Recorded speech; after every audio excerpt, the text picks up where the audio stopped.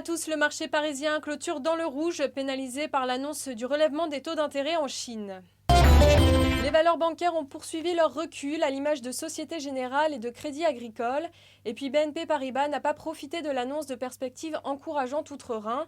Dans un entretien accordé à la Tribune, le patron de la filiale allemande compte doubler ses revenus d'ici 5 ans.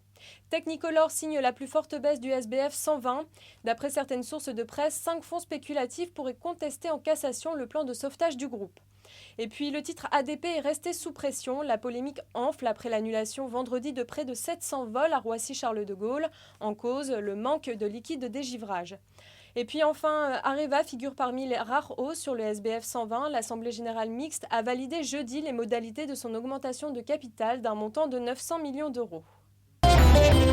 Séance difficile pour les constructeurs équipementiers automobiles. Peugeot signe d'ailleurs l'une des plus fortes baisses sur le CAC 40.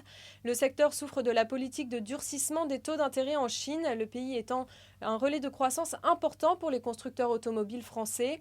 Le marché est également préoccupé par la fin de la prime à la casse qui interviendra le 31 décembre. Le gouvernement a par ailleurs annoncé le durcissement de la législation concernant l'attribution des aides écologiques.